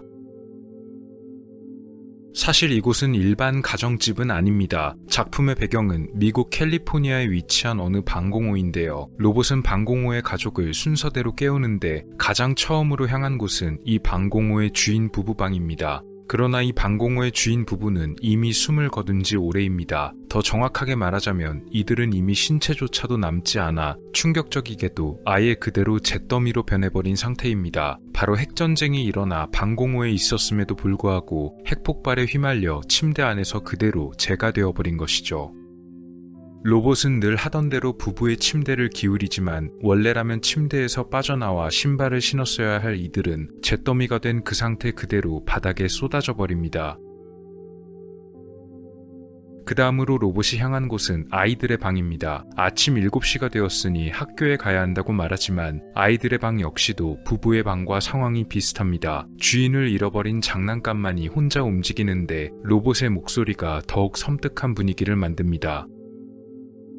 마지막으로 로봇은 할머니의 방으로 향합니다. 할머니의 방은 더욱 직접적인 묘사를 보여주는데 휠체어에 앉아있던 할머니가 그대로 재가 되어 의자 위에 잿더미로 남은 모습을 보여줍니다. 어쩐 일인지 할머니의 방 창문 바깥 풍경은 아무런 일도 없는 평화로운 모습인데요. 그런데 실제로는 이것이 진짜 바깥 풍경이 아니고 벽에 설치된 스크린을 통해 만들어진 화면임이 밝혀집니다. 스크린이 치워지고 드러난 진짜 바깥의 풍경은 핵전쟁으로 인해 멸망한 세계를 보여줍니다. 그렇게 텅 빈 의자 5개가 식탁에 모이고 로봇은 커피 한 잔씩을 권하며 오늘이 2026년 12월 31일임을 알려줍니다. 곧 아침 8시가 되자 출근, 등교할 시간이 되었다며 상을 치우고 밖에 나가기 위한 방호복이 준비된 옷장이 열립니다. 그리고 출입구가 열리는데 역시 눈이 계속 내리고 있습니다. 그 뒤 로봇은 집에 혼자 남아있는 할머니가 아침 기도를 드릴 시간이 되었다고 알려주는데요. 방공호의 벽에 매달린 십자가의 예수 그리스도, 그리고 그 옆으로 2026년 12월 31일이란 숫자가 나란히 놓여 있습니다. 아무도 출근하지 않고 아무도 등교하지 않고 그 누구도 기도를 드릴 수 없는 그저 텅 빈 내부를 조명한 뒤 방공호 바깥에 멸망해버린 세상이 어떻게 되었는지 보여주는데요. 멸망한 세상을 보여주지만 동시에 아이러니하게도 한편으로는 그 광경이 마치 황홀하게 펼쳐진 듯이 연출됩니다. 멸망해버린 세상에도 새해가 찾아옵니다. 2027년 1월 1일이 된 것이죠. 식탁에는 미국의 풍성한 만찬을 대표하는 음식, 칠면조구이가 올라와 있지만 그 누구도 앉아있지 않습니다. 텅 빈 곳에 전하는 로봇의 새해 축하 메시지와 함께 미국의 국가를 연주하는 오르골만이 처량하게 울려 퍼집니다. 칠면조 위에 꽂혀진 성조기가 이곳이 한때 미국이었음을 알려주는 유일한 표식입니다. 이때 파괴된 창문을 통해 비둘기 한 마리가 날아옵니다. 방공호의 로봇은 이 비둘기를 침입자로 간주하고 비밀번호를 묻지만 당연히 비둘기는 그걸 알 리가 없죠. 그러자 로봇이 방어 시스템을 가동하고 비둘기를 공격합니다. 이때 로봇은 위험하게도 아무 곳이나 전부 공격하는데 로봇의 공격에 의해 십자가도 부서지고 식탁, 가족들이 앉아있어야 할 의자도 전부 부서집니다. 만화는 특히 로봇이 십자가에 매달린 예수를 공격하는 장면을 직접적이고 폭력적으로 연출하는데 이 장면은 매우 상징적입니다. 공격을 하다가 스스로를 고장내버리고만 로봇은 결국 시스템 오류를 일으켰는지 자신의 본체까지 공격하며 방공호와 함께 자멸해버립니다.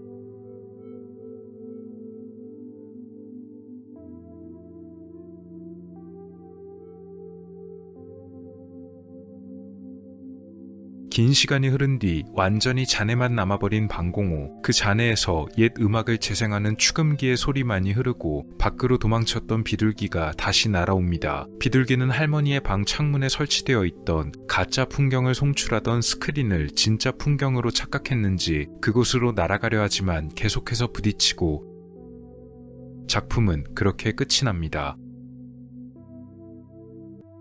이후 엔딩 크레딧이 나오고 나레이션이 등장합니다. 이때 나레이터는 시를 한 편 읽어주는데요. 이 시는 작가 사라 티즈데일이 썼던 시로 이 작품의 원안이자 제목도 같은 부드러운 비가 내리고입니다. 시의 전문을 읽어드리자면 이렇습니다. 부드러운 비와 땅의 냄새가 올 것이며 그리고 제비들이 반짝이는 소리와 함께 맴돌고 밤의 연못에서 노래하는 개구리들, 떨리는 하얀색의 야생 자두나무들, 로비는 그들의 깃털 같은 불을 지니고 낮은 울타리에 변덕스런 불을 당길 것이다. 그리고 아무도 전쟁을 알지 못하며 누구도 그 전쟁에 대해 신경 쓰지 않을 것이다. 인간이 완전히 사라진다고 해도 새도 나무도 그 누구도 그걸 상관하지 않을 것이며 봄이 새벽에 스스로 깨어났을 때 우리가 사라졌다는 것을 그 누구도 알지 못할 것이다. 1984년에 만들어진 부드러운 비가 내리고입니다. 말씀드렸다시피 소련 체제에서 제작된 단편입니다. 세상이 멸망하고 난 뒤의 이야기를 그려냈는데요. 실제 원작과 만화는 조금 차이가 있지만 이 작품의 원작은 미국의 작가 레이 브래드버리가 단편집에 수록했던 동명의 단편입니다. 어쩌면 작가 레이 브래드버리 역시도 앞서 말씀드린 사라 티즈데일의 시에서 영감을 받아 단편을 만들었지 않을까 하고 생각이 드네요. 사라의 시는 인류가 멸망해버린다고 해도 어차피 세상은 평소와 다름없이 똑같이 돌아갈 것이며 그 누구도 인류의 멸망을 기억조차 하지 못할 것이란 어떻게 보면 당연하지만 쓸쓸한 이야기를 전달합니다. 핵전쟁이 일어나 인류가 멸망해버린 그 다음날의 일상을 그려낸 만화입니다. 인류가 그렇게 멸망하고 세상이 어두워져도 시간은 언제나처럼 똑같이 흘러갑니다. 마치 그냥 세상의 멸망을 그려낸 작품처럼 보이지만 소련에서 만들어진 작품인데도 배경은 미국이어서 조금 특이하다고 생각이 들기도 하는데요. 이것은 원작이 미국을 배경으로 하는 이유도 있지만 작품이 만들어진 시대적, 공간적인 배경에도 그 이유가 있습니다. 아시다시피 1980년대는 냉전 시대였는데요. 미국과 소련을 필두로 한 두 진영이 대립하면서 서로를 간접적으로 견제하는 시대였습니다. 이들은 미디어 매체 등을 통해서 아주 은근하게 반대 진영을 비판하고 자신들을 띄우기도 했는데요. 보통 그런 것을 흔히 프로파간다라고 불렀습니다. 그런 면에서 이 작품 역시도 그런 분위기를 피해갈 수는 없었고 비록 세계의 멸망에 관해서 주로 다루고는 있지만 어느 정도 작품 안에 프로파간다적인 뉘앙스가 섞여 있습니다. 그래서 작품 안에서 그런 요소를 품고 있는 여러 가지 상징적인 모습들이 다분히 많이 나타납니다. 개인적인 해석과 설명을 드리자면 이렇습니다. 방공호 안의 로봇은 우리가 흔히 생각하는 로봇인 인간을 본딴 휴머노이드와는 완전히 다르게 누가 봐도 기계의 모습을 하고 있는 로봇 그 자체입니다. 로봇의 디자인, 심지어 목소리마저도 완전히 기계적이며 인간적인 모습은 아예 찾아볼 수가 없습니다. 또한 인간의 일거수일투족을 모두 로봇이 관리하는데 이것은 어떻게 보면 친절한 안내로도 보이지만 반대로 시간 하나하나를 통제하고 있다는 느낌이 들게 합니다. 방공호 안에서 완전히 보호받고 있는 인간이 아닌 로봇에 의해 기상 시간과 출근 시간을 통제받고 심지어 기도하는 시간까지도 관리를 받는 모습이 나옵니다. 고도로 발달한 기술력이지만 정말 그 기술이 인간을 위한 것이 맞는지에 관해 한번 생각해보게 합니다. 애초에 핵전쟁이 벌어진 것도 발전한 기술 때문인데 그에 대비해 인간이 보호받는 건 역시도 기술력을 통한 극도의 통제적인 장면을 연출하면서 끝내 그러한 발달은 인간을 배제시킨 현실을 불러올 것이란 은근한 비판이 들어있지 않을까 생각해보게 됩니다.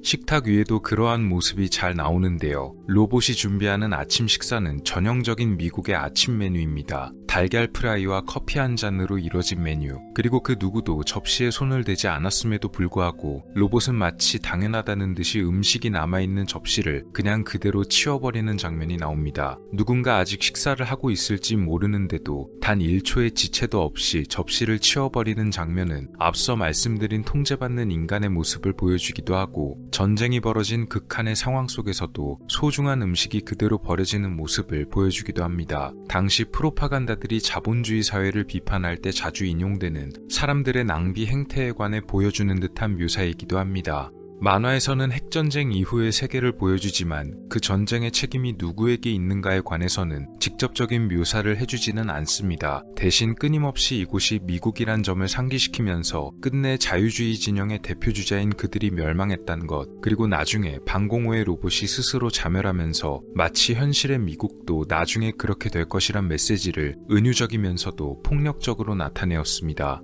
이런 비판은 나중에 좀 더 노골적으로 표현되는데요. 그 결정적인 장면이 바로 이 칠면조 구이가 나온 장면입니다. 칠면조를 통째로 구워내 식탁에 올리는 모습은 흔히 미국 가정집의 만찬 풍경을 생각하면 떠오르는 장면입니다. 한마디로 미국을 대표하는 상징으로도 볼 수 있는 것이죠. 결정적으로 만화는 이 칠면조 구이 위에 작은 성조기를 꽂아두는데 멸망한 다음 날에 펼쳐지는 아무도 없는 식탁에 작은 성조기가 꽂혀진 채 올라가 있는 칠면조 구이가 그 자체로 마치 미국을 조롱하는 것 같은 장면을 연출합니다. 그리고 이후에 이런 식탁이 비둘기를 공격하던 로봇에 의해서 엉망진창으로 부서지는 장면은 참 절묘합니다.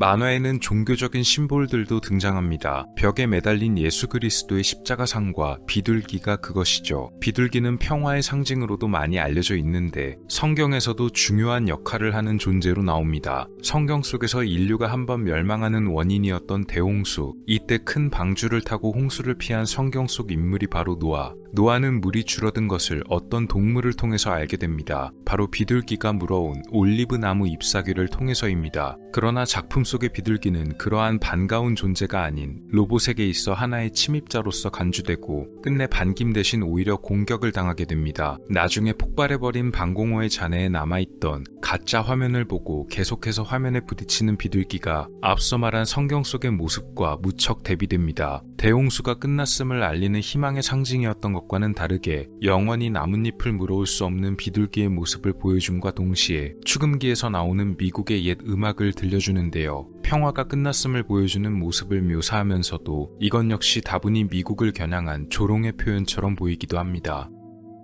로봇의 공격으로 인해 십자가상이 부서지는 모습, 여기서는 로봇의 뾰족한 바늘 끝에 예수의 조각이 찔리는 모습을 대단히 과감하게 보여줍니다. 여기에 그치지 않고 시계까지 로봇이 부서뜨리는데 이 장면에서 시계가 나타내는 시각은 12시 25분, 크리스마스인 12월 25일에 대한 은유로 보여집니다. 로봇이 예수와 성탄절까지 무너뜨린 것이죠. 과학기술의 집약체인 로봇에 의해 부서지는 종교적 상징들, 즉 기술의 발달이 인간과 종교까지도 무너뜨릴 것이란 모습을 다분히 노골적으로 표현했던 것이 아닐까 합니다. 비극적이게도 이런 과학 그리고 기술 발달 등에 대한 탄압, 즉 지식도 국가 이념에 부합하지 않으면 버려진다는 개념은 자유주의가 아닌 그 반대 진영에서 꽤 자주 벌어진 일이었다고 하는데요. 종교에 대한 탄압 역시 자유주의 진영들이 아닌 본인들의 진영에서 매우 활발했던 것을 생각해보면 이 장면은 오히려 어쩌면 자기 얼굴에 침 뱉기가 아니었나 혹은 참 아이러니한 표현이 아니었나 하는 생각이 들게 합니다.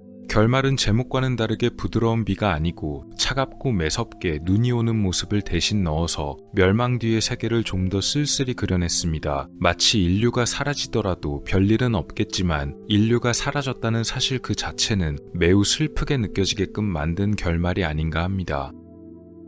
종합하자면 프로파간다적인 느낌이 매우 짙기는 하지만 인류 멸망 이후의 세계를 우울한 분위기로 표현한 잘 만들어진 단편이란 생각이 듭니다. 실제로도 여러 가지 상을 받았다고도 하는데요. 제가 볼 때도 상을 받을 만한 가치가 충분하다고 보여집니다. 크리스마스에 원래 좀 희망차고 밝은 이야기를 보여드려야 하는데 인류 멸망을 다룬 작품을 소개해드리기가 좀 망설여졌습니다. 여담으로 작품 속에서 나오는 멸망 시기가 2026년 12월 31일로 지금부터 딱 1년 후인데요. 과연 정말 그때가 인류의 마지막 시기가 될지 두렵기도 합니다. 여러분의 생각은 어떠신지 궁금하네요. 미스터리 만화 리뷰 부드러운 비가 내리고였습니다. 여섯 번째 영상은 12월 28일에 올라왔던 범죄자들이 보낸 편지입니다. 우리는 가끔 범죄 수사를 다룬 영화나 드라마에서 범죄자들이 편지를 보내는 장면을 볼 때가 있습니다. 대개는 수사기관에 혼선을 주거나 혹은 도발하는 용도지만 때로는 기묘한 고백을 담은 편지를 보내기도 합니다. 물론 이런 일은 현실에서도 벌어지는데요. 오늘 소개할 영상은 편지를 보낸 범죄자들에 관한 이야기입니다. 19세기 후반 영국을 공포로 몰아넣었던 미제 사건이 있습니다. 바로 잭 더 리퍼로 잘 알려진 사건입니다. 5명의 피해자가 발생했지만 그는 끝내 잡히지 않았습니다. 이런 잭 더 리퍼는 대담하게 수사기관을 비롯해 신문사 등에 편지를 보내기도 했었는데요. 그의 이런 행동은 범죄자가 편지를 보냈던 이른바 극장형 범죄의 시초로도 알려져 있습니다. 이것은 잭 더 리퍼 사건에서 최초로 보내진 편지입니다. 첫 인사말을 따서 디어 보스 편지라고도 알려져 있습니다. 여기서 그가 자기 자신을 잭 더 리퍼라고 지칭했는데 이로 인해 그의 별명이 잭 더 리퍼로 굳어지게 되었습니다. 편지에는 경찰들에 대한 조롱과 함께 자신이 다음 사건을 어떻게 벌일지에 관한 예고가 적혀 있었는데요. 실제로 다음 사건이 편지 속 예고대로 벌어지기도 했습니다. 다만 나중에 밝혀진 바에 따르면 이것은 진짜 범인이 아닌 누군가 장난으로 보낸 사칭이었을 확률이 높다고 합니다. 두 번째 편지도 사건 이후에 엽서 형태로 보내졌으며 자기가 범행 시간이 부족해서 일 처리를 제대로 못했다는 등 사건의 세부적인 내용이 구체적으로 적혀 있었습니다. 그래서 처음엔 범인이 보낸 것으로 강력하게 의심되었지만 이건 역시도 나중엔 누군가의 사칭이었을 가능성이 제기됐습니다. 이 엽서는 내용 중 잭 더 리퍼가 자신을 지칭한 표현을 따서 건방진 제키 편지라고도 불립니다. 마지막 편지의 인사말은 프롬 헬로 시작합니다. 지옥으로부터란 뜻에 걸맞게 이 편지는 대단히 기묘했는데 편지와 함께 누군가의 신체 일부가 동봉되어 있었기 때문입니다. 그는 편지에서 이 신체 일부를 피해자의 것으로 주장했지만 경찰은 진짜 피해자의 신체 일부였는지 확실히 밝혀내지 못했습니다. 일부러 문법과 단어 등을 엉망으로 썼기 때문에 처음 보낸 정갈한 문체의 편지와는 매우 큰 차이가 있었습니다. 영국 왕실에서도 이런 식으로 국가기관을 조롱하는 그를 어떻게든 꼭 잡으라는 명령까지 직접 내렸지만 21세기가 된 지금까지도 그의 정확한 정체는 오리무중입니다. 미스터리, 범죄 등에 관심이 많으신 분이라면 이 남자가 누구인지 한 번에 알아보실 수 있을 것입니다. 이 남자의 이름은 알버트 피쉬입니다. 제 채널에서도 몇 번 언급을 했던 적이 있었는데요. 이 알버트 피쉬는 위험한 범죄자를 언급할 때마다 빠지지 않고 나오는 인물로 정상범죄에서 완전히 벗어난 인물입니다. 그는 단순히 피해자의 목숨을 뺏는 것에 그치지 않고 사람의 신체를 먹는 행위에 무척이나 집착했던 정신병자입니다. 그런 그가 납치했던 피해자들 중에는 그레이스 버드란 소녀가 있었습니다. 그레이스는 사건 당시 겨우 10살밖에 되지 않았습니다. 알버트 피쉬는 그녀를 한적한 빈집으로 데려간 뒤 그곳에서 자기가 그토록 집착하던 계획을 버리고는 피해자인 버드 가족에게 편지를 한 통 보냈습니다. 편지의 내용은 자기가 어쩌다 범죄 행위에 집착을 하게 되었는지, 또 이 범죄를 처음부터 어떻게 구상했는지, 마지막으로 자신이 피해자 그레이스를 어떻게 했는지에 관해서입니다. 내용은 무척이나 잔혹하고 매우 지저분한 표현들이 가득했습니다. 특히나 피해자 버드 가족을 조롱하는 표현이 줄을 이뤘습니다. 알버트 피쉬는 이후 전기의자형에 처해지게 되었는데요. 다른 범죄자들과는 다르게 아주 태연하게 형을 받아들였다고 합니다. 그는 형 집행 전에 자신의 변호사를 통해서 마지막으로 편지를 한 통 썼으니 나중에 공개해달라고 말했지만 변호사는 끝내 그의 편지를 공개하는 것을 거부했습니다. 왜냐면 그 편지는 변호사가 지금까지 본 그 어느 것보다도 지저분하고 더러운 내용으로 가득했기 때문이었다고 합니다. 이후 알버트의 마지막 편지는 어떻게 되었는지 알려지지 않았습니다. 이번 사건은 편지는 아니지만 의문의 메시지가 적힌 사건입니다. 2008년 1월 24일 서천군에 위치한 종천면 아침 6시에 의문의 화재가 하나 발생했습니다. 이날 발생한 화재는 마을에 위치한 기동 슈퍼에서 벌어졌는데 소방관들이 출동했지만 이미 화재가 무척 커져서 결국 건물이 전소되고 난 후에야 진압이 되었습니다. 마을 사람들이 크게 걱정하던 것이 하나 있었는데요. 바로 이 슈퍼의 주인이자 건물 안에서 거주하던 주인 김할머니가 변을 당하지는 않았을까 하는 걱정이었습니다. 하지만 건물 안에서 할머니의 시신은 발견되지 않았습니다. 그렇다면 할머니가 화재가 벌어지기 전에 무사히 어딘가로 피신했다는 뜻이 아니었을까요? 사람들은 그런 생각에 안도했지만 그것도 잠시였습니다. 할머니의 행방을 어디서도 찾을 수 없었기 때문입니다. 게다가 방 안에서는 혈흔이 발견되었는데 감식 결과 사라진 김할머니의 혈흔이었음이 밝혀집니다. 김할머니는 정말 연기처럼 사라져버리고 말았습니다. 그렇다면 할머니는 도대체 어떻게 된 것일까요? 사건이 벌어진 뒤 얼마 후에 동네에 이상한 낙서들이 발견됩니다.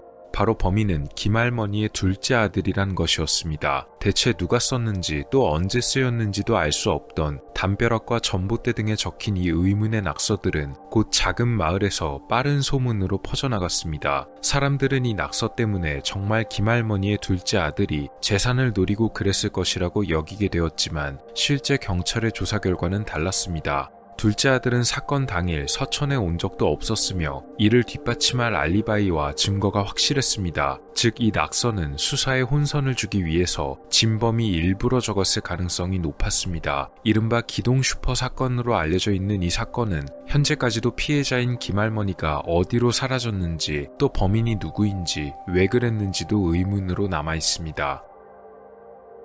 때로는 어린 아이들도 무서운 사건을 저지르기도 합니다. 이 여성의 이름은 메리 벨입니다. 그녀는 겨우 11살밖에 되지 않았던 나이에 이미 2건의 강력범죄를 저지른 전력이 있었습니다. 그녀는 이른바 사이코패스 성향을 타고난 것으로 알려져 있는데 죽음이란 것이나 도덕적인 것에 관한 관념이 전혀 없었고 이를 학습할 만한 환경조차 되지 않았다고 합니다. 그녀의 첫 범죄는 1968년 5월 25일로 알려져 있는데요. 첫 피해자는 당시 4살이었던 마틴 브라운이었습니다. 두 번째 범죄는 2달 후인 7월 말에 벌어졌고 두 번째 피해자는 당시 3살이었던 브라이언 하우였습니다. 특히 두 번째 사건의 경우는 가위로 피해자의 배에 자신의 이름 이니셜 중 하나인 알파벳 M을 새기는 등의 범행을 벌였습니다.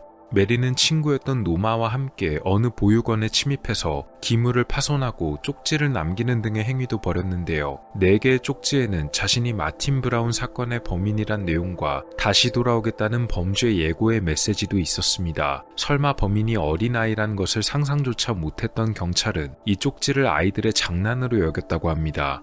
메리벨은 이후 체포되어 재판을 받았으며 12년 동안 수감 생활을 마치고 1980년에 가석방되었으며 이후에는 남편을 만나 가정을 꾸린 것으로 알려졌습니다. 워낙 세간의 관심이 집중되는 인물이었기 때문에 얼마 동안은 그녀의 일거수일투족이 추적을 당하기도 했지만 그녀는 이후 자기 신원을 평생 비밀로 보장받을 것을 요구했고 신청이 받아들여져 현재는 정확한 근황이 알려져 있지 않습니다. 이 남자의 이름은 데이비드 버코이츠, 별명인 샘의 아들로 더 잘 알려져 있는 범죄자입니다. 그는 뉴욕 브루클린 출생으로 1970년대 중반부터 무차별 범죄를 저지르기 시작했습니다. 처음에 경찰은 이 사건이 데이비드 한 사람에 의해서가 아닌 다른 사람 혹은 마피아들의 범행일 것으로 여기다가 나중에 동일범의 소행일 가능성을 점치게 되었습니다. 그리고 특별수사본부를 차려 사건을 조사합니다.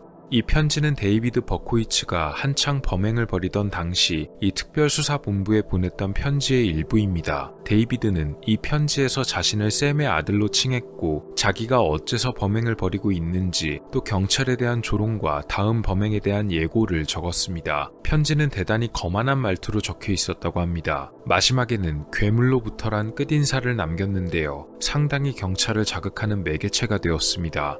데이비드는 두 번째 편지를 또 작성해서 보내기도 했습니다. 이번에 편지를 받은 것은 데일리 뉴스지의 기자인 지미 브레슬린. 편지의 내용 중에 7월 29일이란 특정 날짜가 적혀 있어 마치 다음 범행이 언제 벌어질지 예고하는 것만 같았습니다. 지미는 즉시 이 편지를 경찰에 전달했으며 신문사에서는 일주일 뒤에 이 편지를 신문에 그대로 게재했습니다. 그의 편지를 실었던 신문은 100만 부가 넘게 팔려나갔다고 합니다. 이후 체포된 데이비드는 365년형을 선고받고 현재도 복역 중입니다. 1991년 3월 일본에서 한 여자아이가 실종됩니다. 미에현 토미다구에 살고 있던 카모마의 유키양. 실종 당시에는 8살의 나이였다고 합니다. 실종 당일 집에는 유키양의 아버지가 있었지만 자고 있었고 오후 2시경에 어머니가 집에 전화를 걸었을 때는 분명 유키양이 전화를 받았었다고 하지만 그 이후로 유키양을 본 사람은 아무도 없었다고 합니다. 처음에는 친구 집에 놀러 갔을 것으로 여겼지만 저녁이 되어도 돌아오지 않자 경찰에 실종 신고를 접수합니다. 그러나 유키양은 끝내 찾을 수가 없었습니다. 유키양의 실종 3년 후인 1994년에 편지 한 통이 도착합니다. 그런데 그 편지의 내용이 무척이나 기묘했습니다. 도대체 무슨 말을 하는지 짐작조차 할 수 없는 이 편지는 미유키란 여성, 아마도 유키양에 관해 설명하고 있었는데요. 미유키가 나비가 되어 바다를 건너갔다거나 술집 여자가 아이를 납치해 야쿠자에게 넘겼다거나 특정한 신체 부위를 계속해서 언급하는 등 도저히 갈피를 잡을 수 없는 내용들이 적혀 있었고 무엇보다 그 내용이 굉장히 기분 나쁠 정도로 기묘했습니다. 가족에게 전달된 이상한 내용의 편지는 이것만이 아니었는데요. 자신을 후쿠오카에 사는 오가타 타츠오라고 밝힌 인물이 카모마의 유키양은 이미 숨진 상태라면서 본인이 수사에 협조를 하고 싶다는 편지를 보내왔습니다. 자기가 영혼을 탐지해 시신의 위치라도 알려주겠다는 것이었습니다. 게다가 이 사건을 두 남자와 한 여자가 저지른 범죄라면서 마치 뭔가를 알고 있다는 듯이 말했는데요. 이후에 이 남자에게서 또 한 통의 편지가 도착합니다. 다른 영혼이 조사를 방해하고 있다는 알 수 없는 이야기를 하면서 수사에 협조하기가 어렵다는 내용의 편지를 보내왔습니다. 애초에 유키양이 이미 숨졌다고 확정짓는 내용에다가 뭔가를 알고 있는 듯이 말했기에 무척 섬뜩한 편지였습니다. 현재까지도 카모마의 유키양은 행방불명 상태입니다. 영국에 잭 더 리퍼가 있다면 미국에는 조디악이 있습니다. 조디악은 1960년대 후반에 범행을 벌였던 범죄자의 별명입니다. 1968년에 첫 범죄를 벌였던 조디악은 얼마 후인 1969년에 두 번째 범죄를 벌인 후에 직접 경찰에 전화를 거는 대범함을 보였습니다. 경찰이 자신을 절대로 못 잡을 거란 조롱의 내용이었는데요. 이후에 조디악은 신문사들의 편지를 보내기도 했습니다. 자신의 범행을 예고하는 내용과 함께 암호로 적혀있는 내용들도 있었습니다.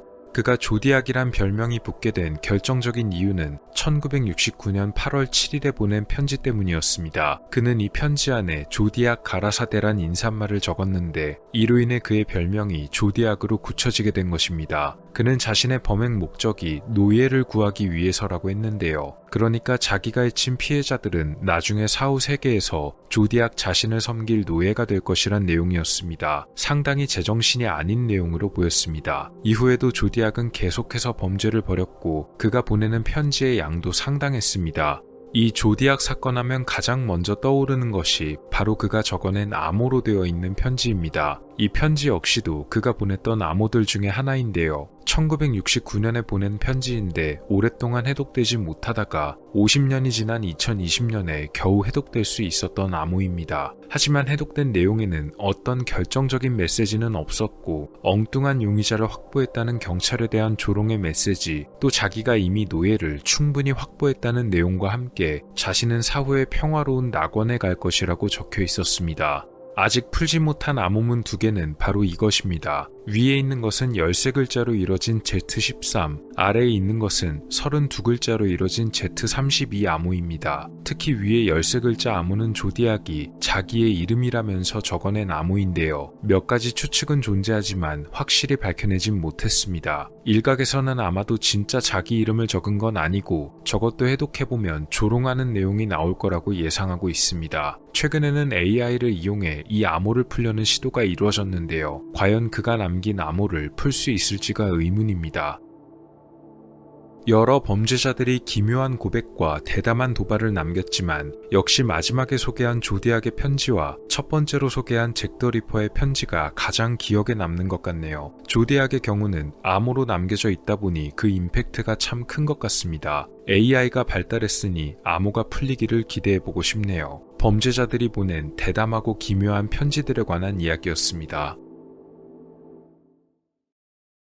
드디어 2026년 새해가 밝았네요. 다들 새해 복 많이 받으세요. 또 건강하고 행복한 2026년, 늘 풍요로운 한 해가 되셨으면 합니다. 언제나 채널 아껴주셔서 정말 감사드립니다. 감기 조심하시고 또 다음 몰아보기가 올라올 때까지 모두 즐거운 한 달 보내셨으면 합니다. 2025년 12월의 몰아보기였습니다. 오늘 영상은 어떠셨나요? 다음 시간에도 더 많은 이야기들로 찾아뵙도록 하겠습니다. 미스터리 큐브였습니다. 감사합니다.